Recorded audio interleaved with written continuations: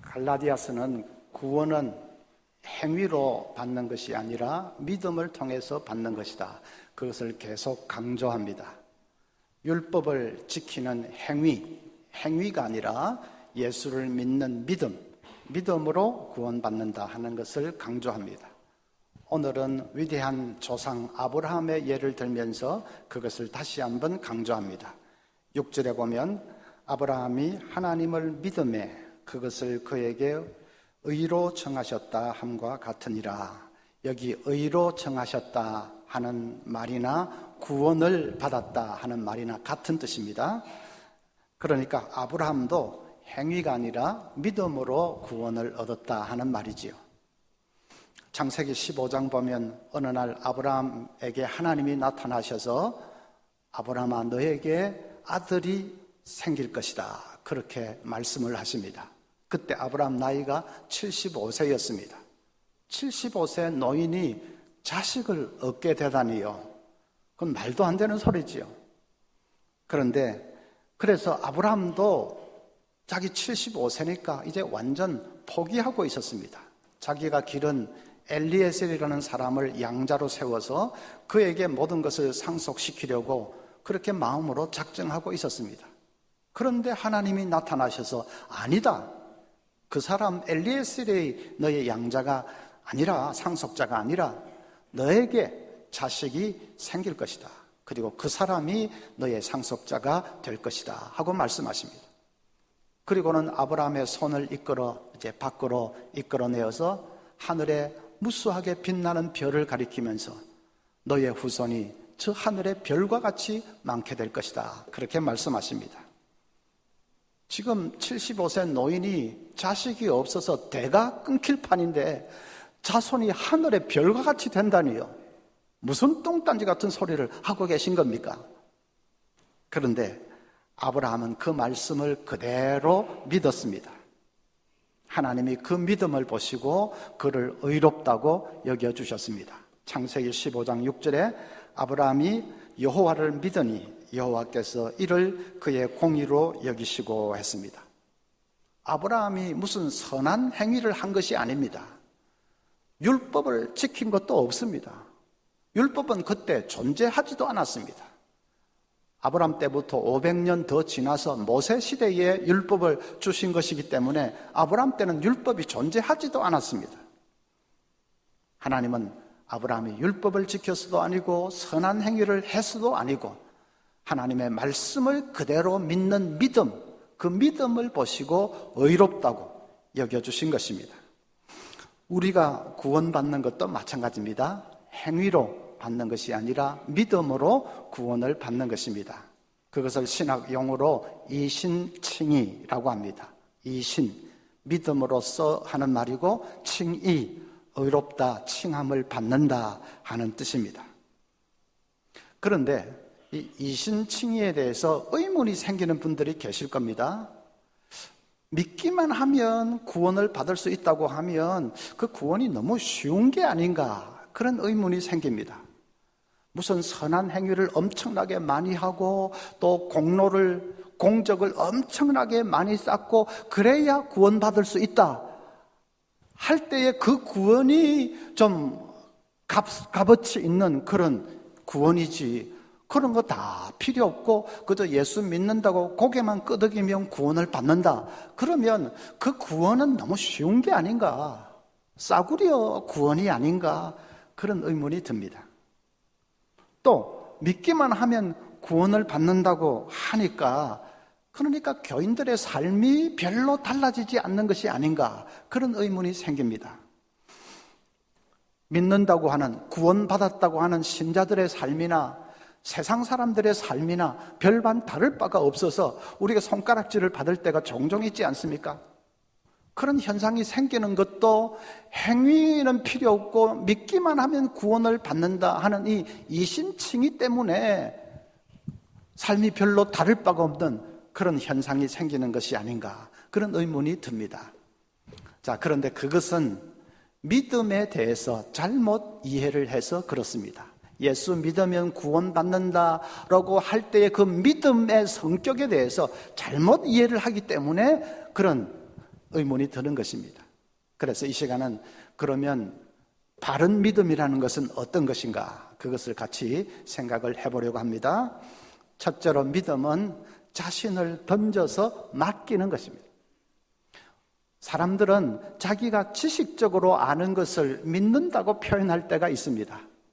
나는 모로코는 아프리카에 있다는 것을 믿는다. 그러면 그건 지식적으로 그렇게 알고 있다는 뜻이죠. 또 찬동하는 것을 믿는다고 표현할 때도 있습니다.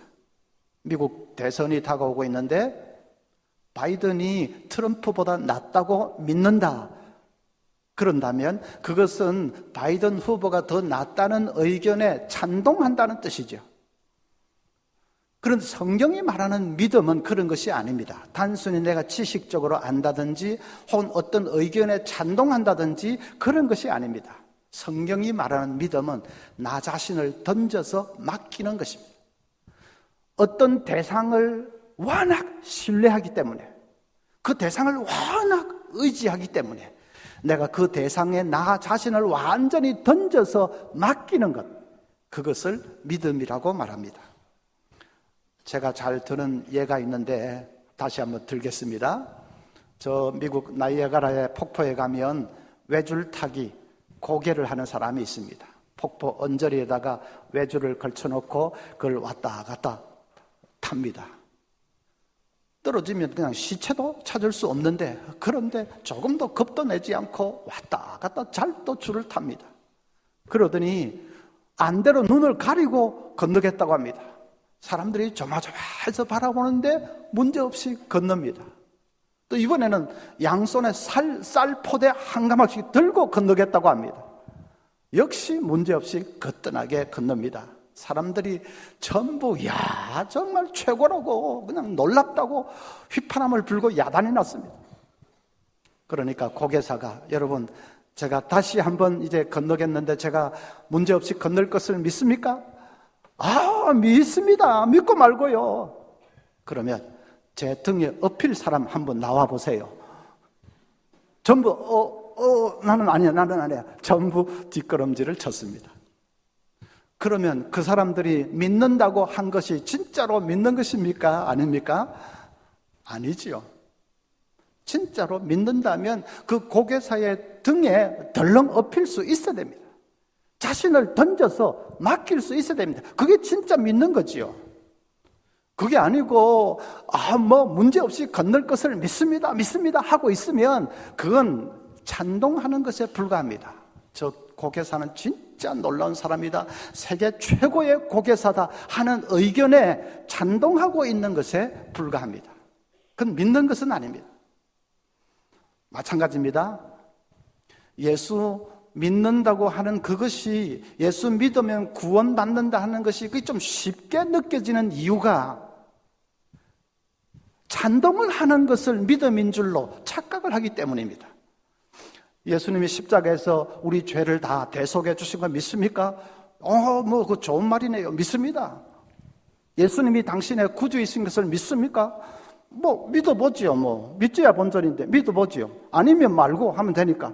네, 믿습니다. 그렇게 쉽게 믿는다고 하는 것은 찬동하고 있는 것입니다. 예수님이 구세주라는 의견에 찬동하고 있는 것에 불과합니다. 찬동하고 있다는 증거가 어디 있습니까? 말은 믿는다고 하면서 여전히 불안과 두려움에 사로잡혀 사는 것이 증거지요. 자신의 미래에 대한 불안과 두려움 때문에 신자라고 하는 사람이 점집을 들락거리고 사주팔자 관상이나 보고, 그게 바로 찬동만 하고 있다는 증거입니다. 정말로 믿는다면 그럴 수가 없습니다. 정말로 믿는 것은 나 자신을, 내 미래가 하나님의 손에 있는 것을 믿고 하나님께 나 자신을 완전히 던져 맡기는 것인데, 그런 사람이 점집에 들락거리고 그럴 수가 없지 않습니까? 어떤 사람은 예수를 믿는다고 하면서 여전히 돈을 신으로 섬기는 사람이 있습니다. 돈에 자신을 던져 맡기는 사람이 있습니다. 그건 믿는 것이 아니죠. 정말로 믿는다면 하나님께 내 자신을, 나의 미래와 내 인생 전부를 하나님께 던져 맡기는 것이지, 그런 사람이 무슨 돈이 자기를 지켜줄 줄 알고 돈을 그렇게 신으로 섬기고 할 수가 있겠습니까? 여러분, 돈이 필요 없다는 말이 아닙니다. 필요하지요. 많으면 많을수록 좋지요. 좋은데 쓸 데가 얼마나 많은데요. 그런데 돈이 우상이 되어서는 안 됩니다. 돈이 나 자신을 지켜줄 줄 알고 그 돈에 목매달고 돈에 나 자신을 던져 맡기면 안 됩니다. 그렇게 하면 그건 예수 믿는 것은 아닙니다. 어떤 사람은 예수를 믿는다고 말은 하면서도 여전히 세상 사랑하고 여전히 세상 재미, 세상 연락에 푹 빠져서 사는 사람이 있습니다. 그것도 믿는 것은 아닙니다. 하나님께 내 자신을 완전히 던져 맡기는 사람이 여전히 세상 재미에 푹 빠져 산다? 그렇게 될 수가 없는 거지요. 믿는다는 것은 나 자신을 하나님의 손에 던져 맡기는 것입니다. 아브라함이 그랬습니다. 나이 75세인데 하나님이 나타나셔서 너에게 자식이 있을 것이다. 아브라함이 그대로 믿었지요. 그리고는 세월이 많이 흘러서 아브라함 나이가 거의 100세가 됐습니다. 그때까지도 자식은 생기지 않았습니다. 근데 100세가 다 됐는데 하나님이 또 나타나셔서 내년 이맘때에 너에게 아들이 있을 것이다. 아브라함이 그 말씀도 그대로 믿었습니다. 100살인데 아들 있다고 하는데 그것도 그대로 믿었습니다. 하나님께 자기 자신을 던져서 맡겨버렸습니다. 그게 아니라면 아브라함 무슨 인간적인 수를 썼을 겁니다. 지금 대가 끊어질 판 아닙니까? 100살 노인인데. 그 당시에는 대가 끊어지는 것은 죽는 것보다도 더 두렵게 그렇게 생각을 했습니다. 그러니까 대를 끊기게 하지 않기 위해서 무슨 인간적인 수단 방법을 강구했을 겁니다. 양자를 세워서 상속할 준비를 해놓든지 뭐 어떻게 하여튼 수단 방법을 썼을 것입니다. 그런데 아브라함은 그런 인간적인 짓거리를 전혀 하지 않았습니다. 대가 끊기면 어떻게 하나? 그건 하나님께 다 던져 맡겨버렸습니다. 하나님이 아들이 있을 것이라고 하니까 그렇게 되겠지. 나는 모르겠다. 나는 하나님께 그 문제는 완전히 맡긴다. 완전히 던져 맡겨버렸습니다. 그것이 믿는다는 것입니다. 하나님은 그 믿음을 보시고 아브라함을 의롭게 여기셨습니다. 여러분, 우리가 예수를 믿음으로 구원받는다고 할 때의 믿음도 바로 그런 것입니다. 십자가가 내 죄를 사해 주실 것을 믿고 그 십자가에 내 모든 것을 던져 맡기는 것입니다. 천국이 예비되어 있다는 말씀을 믿고 거기에 내 인생과 내 미래 모든 것을 던져 맡기는 것입니다. 나를 구원해 주신 그 주님이 내 인생의 주인이신 것을 믿고 그 주인께 모든 것을 던져 맡기는 것입니다. 여러분, 그것을 그렇게 해서 구원받는 것을 쉽다고 싸구려 구원이라 그렇게 할 수 있겠습니까? 쉬운 게 아니죠. 너무 어려운 것이죠. 예수 믿고 나서도 예수 믿기 전이나 후나 삶이 별로 달라진 것이 없다고요? 만약에 그런 사람이 있다면 그 사람은 예수 믿은 것이 아닙니다. 그냥 찬동만 하고 있는 것이죠. 예수님이 구세주시다라는 그런 말에 뭐 그럴 수 있겠다 하고 찬동만 하고 있는 것입니다. 정말로 믿는다면 삶이 달라지지 않을 수가 없습니다. 180도로 달라집니다. 미국의 큰 교단들 중에는 동성애를 옹호하거나 혹은 목사 자신이 동성애자인 그런 교단들이 적잖이 있습니다. 미국 연합감리교회 UMC나 미국 장로교회 PCUSA가 대표적인 그런 케이스입니다. 그런 교단에 한국인 한인 목회자들도 많이 속해 있는데, 그런데 이 한인 목회자들 중에는 자기 개인적으로는 동성애를 반대하지만은 그러나 이 교단에 대해서 아무 소리도 하지 못하는 사람들이 적지 않이 있습니다. 왜냐하면 교단에 대해서 반대하는 소리를 내다가는 교단에서 축출을 당하면 의료보험도 끊기고 그리고 은퇴연금도 박탈을 당하기 때문입니다. 미국에서 의료보험 있고 은퇴연금만 있으면 뭐 아무 걱정 없이 그저 중산층 수준으로 은퇴 후에 죽을 때까지도 편안하게 잘 살 수 있습니다. 그런데 동성애 괜히 반대했다가 교단에서 쫓겨나면 은퇴연금도 박탈당하고 의료보험 끊기고 하면 그럼 인생 망치는 거죠. 그런데 하와이 광야교회의 한명덕 목사는 스스로 인생 망치는 길을 택했습니다. 나 살자고 하나님의 말씀을 짓밟을 수는 없다고 결단을 한 것입니다. 그래서 동성애 반대를 하다가 교단에서 축출을 당했습니다. 의료보험도 다 끊기고 은퇴연금도 박탈당하고 번듯한 예배당도 교회에 뺏겨버리고 교단에 뺏겨버리고, 그래서 작년 말부터 한 100여 명 교인들과 함께 노천 길바닥에서 예배를 드리고 있습니다. 주위 사람들이 다 말리더랍니다. 당신 4년만 있으면 은퇴 아니냐? 그러니까 눈 딱 감고 그냥 4년만 조용하게 있으라. 그리고 나서 적당하게 은퇴해버리면 그만이지 않느냐? 다 말리더랍니다. 그런데 자기는 그럴 수가 없었습니다. 4년이 아니라 단 그냥 나흘이라도 하나님의 말씀을 짓밟으면서 나 살자고 그럴 수는 없다. 그것이 분명했습니다. 그래서 스스로 길바닥에 앉는 길을 택했습니다. 이제 연금 끊기면 어떻게 하나? 그건 하나님께 다 던져서 맡겨버렸습니다. 여러분, 그것이 믿음이라는 것입니다. 예수 믿는다고 할 때의 믿음이 그런 것입니다. 우리는 그 믿음으로 구원을 받습니다. 여러분의 믿음은 어떠합니까? 여러분 스스로가 잘 아실 것입니다. 내가 정말 나 자신을 하나님의 손에 던져 맡기고 있는지, 아니면 그저 믿는 게 좋겠다고 고개만 끄덕이면서 찬동만 하고 있는지 여러분 자신이 아실 것입니다. 둘째로 믿음은 자라고 성장하는 것입니다. 자, 여기까지 설교 말씀 들으면서 겁이 살짝 나는 분들도 계실 겁니다. 길바닥에 낫는 정도가 돼야 그게 진짜 믿음이라고 한다면 나는 택도 없는데 그럼 나는 구원도 못 받는 것 아니냐? 그런 겁이 나는 분이 계실 겁니다. 걱정하실 거 없습니다. 왜냐하면 믿음은 자라는 것이기 때문입니다. 처음부터 100% 완벽하게 믿는 사람은 없습니다. 처음부터 길바닥에 낫는 믿음, 그 정도로 믿는 사람은 아마 드물 것입니다. 처음에는 다 어린아이 같은 연약한 믿음입니다. 그런데 그게 자라는 것이고 자라면 됩니다. 사도 베드로 보십시오. 그는 예수님을 따르겠다고 자기 집도 버리고 가족도 버리고 모든 것을 버리고 주님을 따라 나섰습니다.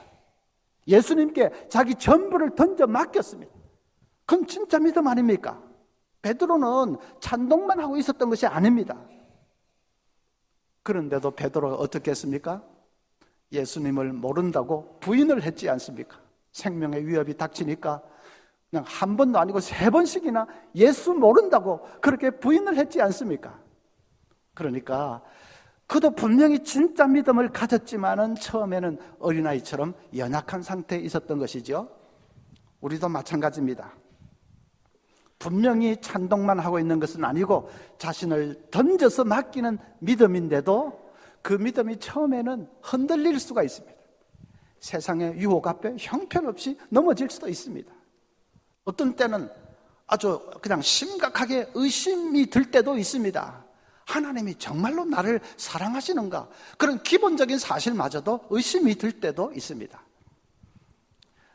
그래도 걱정할 것은 아니고 우리가 그런 상태라도 믿음이 자라면 되기 때문에 골로새서 2장 7절에 그 안에 뿌리를 박으며 세움을 받아 교훈을 받은 대로 믿음에 굳게 서서 감사함을 넘치게 하라. 나무를 처음 심을 때는 아주 가냘픈 작은 나무였지만 세월이 가면서 그 뿌리를 깊이 내리고 둥치가 아주 굵어지고 튼튼한 나무로 커가듯이 우리 믿음도 처음에는 어린아이 같은 연약한 믿음이지만 그 믿음이 점점 자라서 그래서 든든한 반석 위에 선 것과 같은 믿음이 되면 되는 것이죠. 그러면 믿음을 어떻게 자라게 할 수 있느냐, 이제 그게 중요하겠죠. 여러분, 우리 믿음을 어떻게 하면 좀 큰 믿음으로 이렇게 성장시킬 수 있습니까?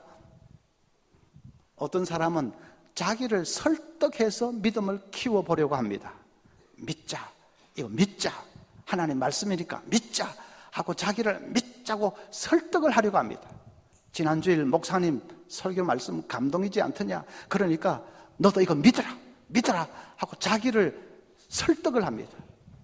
그 집사님 기도회 때 간증하는 거 들어보니까 정말 은혜스럽지 않더냐, 그러니까 너도 이거 믿어야 돼, 믿자.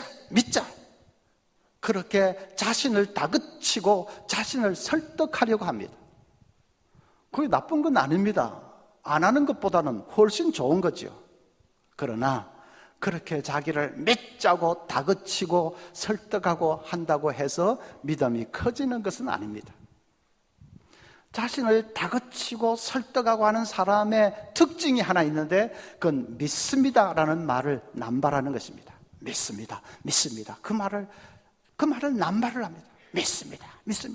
그러다가 뭐가 좀 시원찮으면 믿습니다 한번 발음도 한 번씩 이상하게 좀 해보고, 어떤 사람은 믿습니다. 진짜로 믿으면 이렇게 믿습니다 이래야 될 건데 믿습니다 안 믿어지니까 발광을 하는 거지요. 남편이 하루 종일 직장에서 그냥 시달리고 파김치가 돼가지고 돌아와서 씻고 잠자리에 들려고 하는데 아내가 그냥 새초롬한 눈초리로 다가와서 속닥댑니다. 여보, 당신은 나만 사랑하는 줄 믿습니다. 당신은 절대로 한눈 팔지 않고 나만을 일편단심 사랑하는 것을 믿습니다. 사무실에 늘씬한 아가씨들이 왔다 갔다 해도 절대로 한눈 파지 않고 그냥 나만을 사랑하는 줄 내가 믿습니다. 의심이 나서 지금 발광을 하는 거죠. 진짜로 믿는다면 그렇게 악을 쓰지 않습니다. 여보, 요즘 당신 가정을 위해서 너무 애쓰는 것 같아. 그럼 나는 아무것도 해줄 것도 없고, 여보 미안하고 사랑해요. 그러면 충분한 거지, 막 믿습니다 악을 쓰지 않습니다.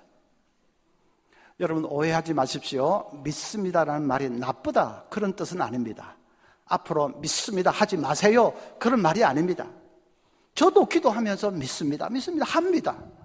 여러분에게 믿습니까? 묻기도 합니다. 제가 말하는 요지는 잘 안 믿어지기 때문에 자기를 다그치고 자기를 설득하려고 하면서, 그래서 믿음을 키워보려고 하는 수단으로 믿습니다 하는 것은 믿음을 키우는데 별로 효과는 없다는 뜻입니다. 그렇게 한다고 뭐 나쁜 거 하나도 아니고, 나쁜 것은 아니지만 별로 효과는 없다는 말입니다. 그럼 어떻게 믿음을 키울 수 있습니까? 큰 믿음은 하나님과의 친밀한 교제를 통해서 우리 하나님을 인격적으로 깊이 알 때에 생기는 것입니다. 그것도 예를 하나 들어보겠습니다. 제가 한 40년 이상 사귄 진짜 절친이 하나 있습니다. 저는 그 친구 눈빛만 봐도 무슨 생각하고 있는지 다 압니다. 자기 부모가 자기를 아는 것보다 제가 어쩌면 그 친구를 더 잘 압니다. 그런데 그 친구가 사업을 하다가 어려움을 당해서, 그래서 주위에 돈을 좀 빌리려고 무슨 약속을 하면서 돈 좀 빌려달라고 했는데, 그것 때문에 주위 사람들이 전부 그 친구를 욕을 합니다. 그 사람 참 나쁜 사람이네. 자기가 그 약속을 어떻게 지켜? 지킬 수 없는 것이 뻔한데, 그런데 뭐 그걸 약속이라고 돈 빌려달랬는데, 그 사람이 알고 보니 순 사기꾼이네. 전부 다 욕을 합니다. 그런데 저는 그 친구 말이 믿어집니다. 사실 앞뒤 다 가리고 그 말만 딱 따서 보면 좀 이상한 말이기는 합니다. 그런데도 저는 그 친구 말이 믿어집니다. 이거 그 친구가 한 말 맞냐? 그러면 그 친구는 약속 지킨다. 그 친구는 하늘이 두 쪽이 나도 약속 지키는 사람이다. 저는 믿어집니다. 왜요? 워낙 그 친구를 오래 가까이서 보고 늘 사귀었기 때문에 그 친구의 인격을 제가 알기 때문입니다. 그 친구의 됨됨이를 제가 속속들이 알기 때문입니다. 그러니까 그 친구 말은 좀 이상해도 그냥 저는 믿어집니다. 저절로 믿어집니다. 제가 그 친구 말을 믿어주기 위해서 악을 썼습니까? 믿어주자, 믿자, 한번 믿어보자, 악을 썼습니까? 아닙니다. 그냥 저절로 믿어집니다. 우리가 하나님의 말씀을 믿는 것도 마찬가지입니다. 그럼 아브라함 보십시오.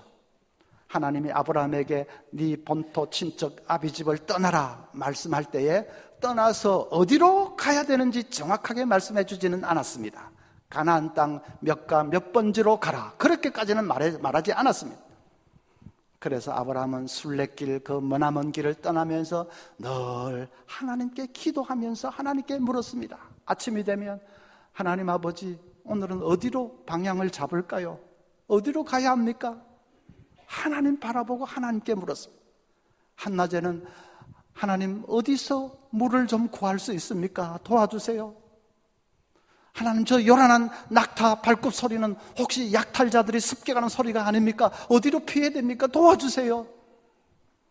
무슨 일을 당하든지 무슨 일을 만나든지 늘 하나님만 바라보면서 하나님과 교통하면서 살았습니다. 저녁에 해가 뉘엿뉘엿 떨어질 때면 하나님, 오늘은 여기서 유숙을 해도 됩니까? 그렇게 하나님만 의지하면서 하나님께 물으면서 그렇게 길을 나아갔습니다. 얼마나 아브라함이 하나님을 가까이 모시고 늘 하나님과 교제하고 교통하면서 살았던지 이사야 41장 7절에 보면 나의 벗 아브라함이라, 하나님 그렇게 말했습니다. 하나님이 아브라함은 나의 벗이다, 내 친구다, 하나님이 그렇게까지 인정을 하셨습니다. 어느 날 아브라함이 이제 거의 100세가 다 됐는데 하나님이 나타나셔서 이상한 말씀을 하십니다. 아브라함아, 내년 이맘때 너에게 자식이 생길 것이다. 아브라함이 그 말이 그대로 믿어졌습니다. 아마 이상한 말이라서 눈은 동그랗게 떴을 겁니다. 하나님, 뭐라고 하셨습니까? 저에게 아들이 생긴다고요? 저에게? 워낙 이상한 말이라서 놀라서 눈은 그냥 동그랗게 떴을 겁니다. 그런데 그 다음에 그 말이 그냥 믿어지는 것입니다. 하나님, 그렇습니까? 하나님이 그렇게 된다고 하면 그렇게 되겠지요. 하나님 감사합니다. 이 늙은 것을 잊지 않고 생각해 주시니 감사합니다. 감사가 나온 것입니다. 악을 쓴 것이 아니라 감사가 나온 것입니다. 저절로 믿어진 것입니다.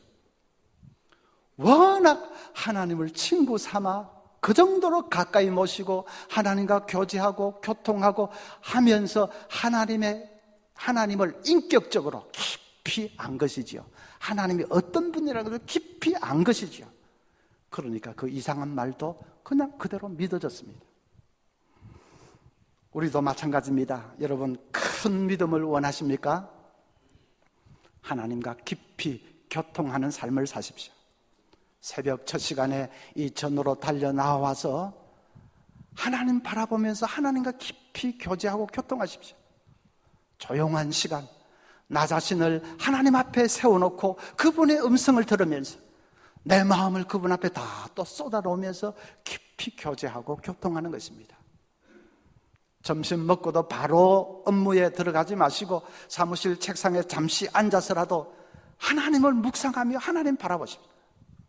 밤에 잠자리에 들 때도 그냥 침대에 쑥 들어가지 마시고 잠시 무릎 꿇고 하루를 지켜주신 하나님 감사하면서, 그리고 내일 하루도 하나님께 온전히 맡기면서 하나님 바라보고 하나님과 교통하십시오.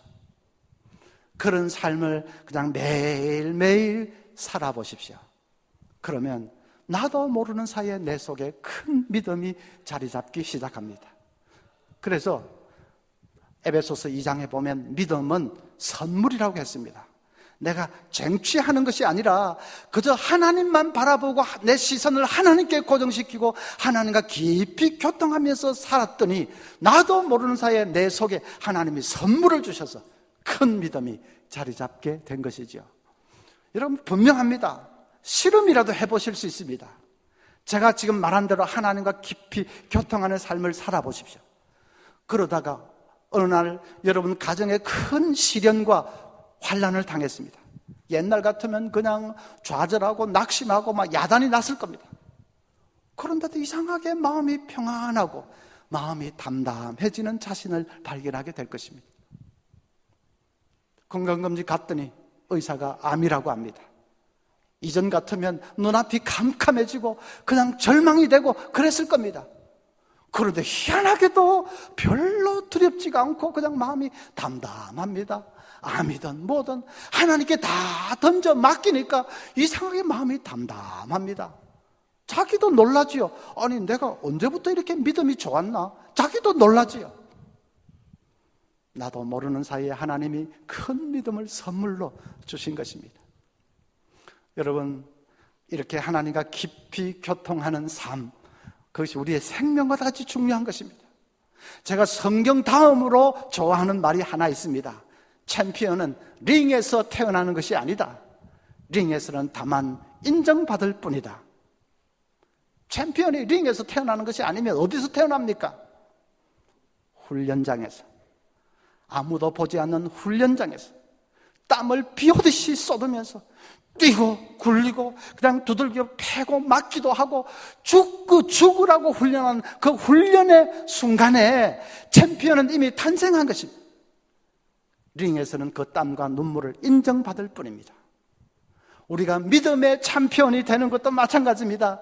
새벽 고요한 시간 하나님 앞에 나와서 하나님과 깊이 교제하고 교통하면서 영적으로 씨름하는 그 시간에 챔피언은 이미 탄생한 것입니다. 환난과 고난을 당해서 담대해지는 것은 그것은 그저 이제 그 모든 순간을 인정받는 것일 뿐입니다. 우리 사랑하는 서문교회 모든 형제 자매들이 하나님과의 깊은 교통 가운데서 그래서 큰 믿음을 소유하는, 나 자신을 하나님께 온전히 던져 맡기는 그런 귀한 믿음의 소유자들이 다 되시기를 바랍니다.